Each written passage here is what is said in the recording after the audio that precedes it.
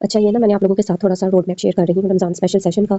इसमें वो बच्चे जो सीएसएस 2025 में अपीयर होंगे और वो बच्चे जो पीएमएस 2024 में अपीयर होंगे और वो स्टूडेंट जो पीसीएस जो सिंध का एज़ पीएमएस वहाँ पर अपीयर होंगे, उन सब की रमज़ान में जो है वो ऐसे की भी तैयारी हो जाएगी और उनको प्रेस लिखना भी आ जाएगी, ठीक है? तो ये जो रमज़ान का सेशन है ना, ये बड़ा स्पेशल सेशन होता है।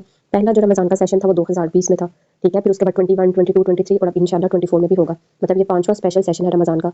और इस सेशन में जो है वो बड़ा कम्प्रिहेंसिव प्लान होता है और इस साल कुछ ज़्यादा ही मैंने जो सेशन है ना उसमें तब्दीलियाँ की हैं। वो तब्दीलियाँ क्या हैं वो मैं आप लोगों के साथ शेयर करने लगी हूँ।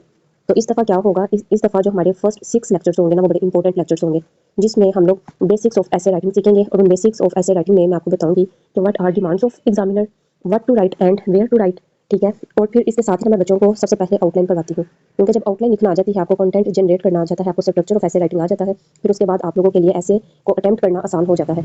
आउटलाइन के साथ ही ना मैं आप लोगों को टाइप्स ऑफ ऐसे राइटिंग भी करवा देती हूँ। टाइप्स ऑफ ऐसे राइटिंग के साथ क्या होता है, अगर आपको टाइप समझ ना आए और आपको स्ट्रक्चर समझ आ जाए तो फिर भी आप लोगों के चांस होते हैं कि आप उस ऐसे को पास कर लेंगे। तो ना मैं टाइप्स ऑफ ऐसे जो है वो बड़ी आसान करके समझाती हूँ, जिससे आपका स्ट्रक्चर जो है वो सीधा हो जाता है। हर टाइप की आउटलाइन करेंगे, हर टाइप की आउटलाइन बेस से करेंगे और उस बेस वाली आउटलाइन को जो है वो आगे एडवांस्ड लेवल पर भी लेकर जाएंगे। जब आप लोगों को टाइप्स ऑफ ऐसे राइटिंग आ जाएंगी, आप लोगों को स्ट्रक्चर ऑफ ऐसे आ जाएगा आउटलाइन का, फिर मैं आउटलाइन जो है ना, जब वो मैं करवाती हूँ तो मैं एक-एक लफ्ज़ लिखना सिखाती हूँ। अगर आपने कभी आउटलाइन का नाम भी नहीं सुना, आपको नहीं पता आउटलाइन ऑफ ऐसे क्या होती है, तो फिर भी आपने परेशान नहीं होना। ये 6 लेक्चर्स जो है वो आपको आउटलाइन बनाना सिखा देंगे। फिर उसके बाद हम सब हेडिंग्स करेंगे। सब हेडिंग्स के लिए मैं आपको कुछ टर्म्स करवाऊँगी और आपको मैं बताऊँगी कि कौन सी टर्म जो है वो कहाँ पर आएगी। और फिर इन आउटलाइन के साथ आपको सैंपल्स ऑफ आउटलाइन भी प्रोवाइड करूँगी। कोई तकरीबन 10 सैंपल ऑफ आउटलाइन आपको प्रोवाइड करूँगी और तकरीबन 12 टॉपिक्स जो है वो हम लोग उन पर आउटलाइन जो है वो बनाएँगे, ठीक है? और ये तो बस मैंने आपको कुछ पॉइंट्स बताए हैं, ये बड़े कम्प्रिहेंसिव लेक्चर्स होंगे। फिर उसके बाद जो नेक्स्ट लेक्चर आएँगे, 2 लेक्चर में मैं आपको थीसिस कवर करवाऊँगी और वो जो 2 लेक्चर होंगे, क्योंकि हमने structure and type of essay writing जो है वो प्रीवियस जो हमारे लेक्चर्स होंगे उनमें सीख लिया होगा और अब हमारे लिए थीसिस बनाना आसान हो जाएगा। थीसिस भी इसी तरह से मैं आपको 10 प्लस सैंपल्स भी शेयर करूँगी और इसमें भी हम 12 प्लस टॉपिक्स की थीसिस बनाएँगे। आपने कभी थीसिस का लफ्ज़ भी नहीं सुना, तब भी आपको थीसिस जो है वो बनाना आ जाएगी। बड़ी डिटेल के साथ इसका लेक्चर होगा और उस डिटेल के साथ लेक्चर के साथ-साथ जो है वो डेली प्रैक्टिस भी होगी। इवन वो बच्चे जो 25 में अपीयर होंगे, वो बस ये रमज़ान का सेशन जो है वो ले लें, क्लास में प्रैक्टिस कर लें, फिर रमज़ान के बाद अपनी प्रैक्टिस स्टार्ट करें, तो उनके लिए भी ये क्या है, ये वन स्टॉप सॉल्यूशन होगा, ठीक है? और थीसिस के बारे में आपको इसकी पोजीशन भी डिटेल के साथ करवाऊँगी और इसका पर्पस भी डिटेल के साथ करवाऊँगी। फिर उसके बाद 2 लेक्चर्स जो हैं, ये बड़े इंपॉर्टेंट लेक्चर हैं और यहाँ तक इंशाल्लाह हमारा रमज़ान का फर्स्ट अशरा भी खत्म हो जाएगा और फर्स्ट अशरा जब हमारा खत्म होगा, तो उसमें फिर हम लोग क्या कर रहे होंगे, हम इंट्रोडक्शन ऑफ एसे राइटिंग को स्टार्ट कर लिया होगा। इंट्रोडक्शन के भी सैंपल्स के साथ इंट्रोडक्शन करेंगे। इंट्रोडक्शन का मैं आपको लिखना सिखाऊंगी कि कब कहाँ क्या लिखना है। इंट्रोडक्शन बड़ा इंपॉर्टेंट होता है और बच्चे इसको कहानियों में वेस्ट कर देते हैं। हमने कहानियाँ नहीं लिखनी, हमने प्रॉपर जो इंट्रोडक्शन का स्ट्रक्चर होता है उसको फॉलो करना है। फिर उसके बाद आ जाती है body of essay writing. Body जो है वो मैं स्टूडेंट्स से कहती होती हूँ कि आपने परफेक्ट आउटलाइन बना ली है, आपने परफेक्ट इंट्रोडक्शन लिख लिया है, आपकी परफेक्ट थीसिस है, फिर भी ऐसे जो है वो 40 की गेम तक नहीं पहुंचता। ऐसे को 40 की गेम तक जो चीज़ लेके जाती है वो बॉडी ऑफ ऐसे राइटिंग होती है। और जिसने art of body paragraph writing सीख लिया और उसका कंटेंट भी अच्छा था, उसका ऐसे जो है वो पास हो जाता है। तो बॉडी पर हम बहुत ज़्यादा वर्क करेंगे। बॉडी को भी मैं आपको बताऊंगी कि जो व्हाट पार्ट होता है, जो फर्स्ट पार्ट ऑफ ऐसे राइटिंग होता है, उसकी बॉडी कैसी होगी।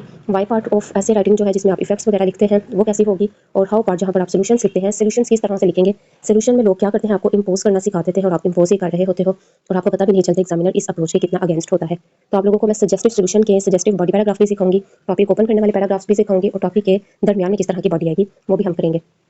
बॉडी पैराग्राफ पर भी तकरीबन हमारे जो है वो 3 से 4 लेक्चर्स जो है वो लग जाएंगे, क्योंकि हमने सिर्फ पढ़ना नहीं, सिर्फ मैंने आपको कुछ रूल्स बता के ऐसे राइटिंग को खत्म नहीं करना, बल्कि मैंने आप लोगों को डिटेल के साथ प्रैक्टिस भी करवानी है। फिर उसके बाद जो है हम एक लेक्चर जो है वो कंक्लूजन पर रखेंगे, जो मेन कंक्लूजन होता है, और उसको भी इसी तरह से बड़ी डिटेल के साथ करेंगे। तो यहाँ पर तकरीबन 15 लेक्चर्स तक हमारी बेसिक लेवल की ऐसे राइटिंग जो है वो कंप्लीट हो जाएगी। इस दफ़ा रमज़ान में मैंने एक चेंज लेके आई हूँ। मैंने ऐसे राइटिंग में जो है वो ज़्यादा प्रैक्टिस और ज़्यादा टॉपिक्स जो है वो ऐड कर दिए हैं। अब वो कैसे ऐड किए हैं वो मैं आपको बताती हूँ। जब हमारी बेसिक लेवल की ऐसे राइटिंग कंप्लीट हो जाएगी, उसके बाद हम क्या करेंगे, उसके बाद हम 5 लेक्चर्स जो हैं वो 5 वर्कशॉप्स होंगी। उन 5 वर्कशॉप्स में हम रिसर्च मेथोडोलॉजी पढ़ेंगे कि कंटेंट कहाँ से इकट्ठा करना है और कैसे। फिर आप लोगों को मैं एजुकेशन के थीम कवर करवाऊंगी, उसका मटेरियल बताऊंगी और उसके कोशिश करेंगे कि जितनी हम उसके टॉपिक्स कवर कर सकते हैं वो करें। फिर इसी तरह से हम टेक्नोलॉजी का थीम कवर करेंगे। ये वाला सेशन पीएमएस के बच्चों के लिए आइडियल सेशन होगा, क्योंकि उनका सब कुछ यहाँ पर कवर हो जाएगा। फिर उसके बाद एजुकेशन के बाद टेक्नोलॉजी, फिर उसके बाद सोशल इशूज़, फिर उसके बाद जो है वो नेशनल इशूज़ को हम लेकर चलेंगे, फिर बाद में लिटरेरी ऐसे को भी करेंगे। 5 वर्कशॉप्स जब हो जाएंगी तो थोड़ा सा फिर ऐसे को ब्रेक देंगे, आपको एक मॉक पेपर दे दूंगी, ठीक है? फिर वो आप मॉक पेपर अटेम्प्ट करोगे। और मॉक पेपर जो होगा वो ओपन बुक होगा, वो आप 1 वीक में सबमिट करवा दोगे।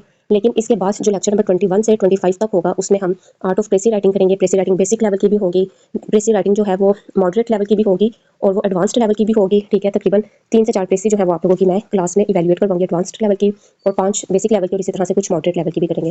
कंप्रीहेंशन करेंगे और आप लोगों को मैं आइडिया दे दूंगी कि आपने वोकैबुलरी जो है वो कैसे कवर करनी है, आपने इडियम्स कैसे कवर करने हैं, आपने प्रेपोजिशंस जो है वो कैसे कवर करनी है। ट्रांसलेशन और करेक्शन के लिए फिर हम क्या करेंगे, एक और क्लास रखेंगे और उस 2 लेक्चर्स रखेंगे जिनमें हम बेसिक ग्रामर जो है उसको कवर कर लेंगे। ठीक है, जब ग्रामर कवर हो जाएगी और उसमें फिर मैं आपको इडियोमैटिक एक्सप्रेशन के साथ ट्रांसलेशन सोल्व करना बताऊंगी।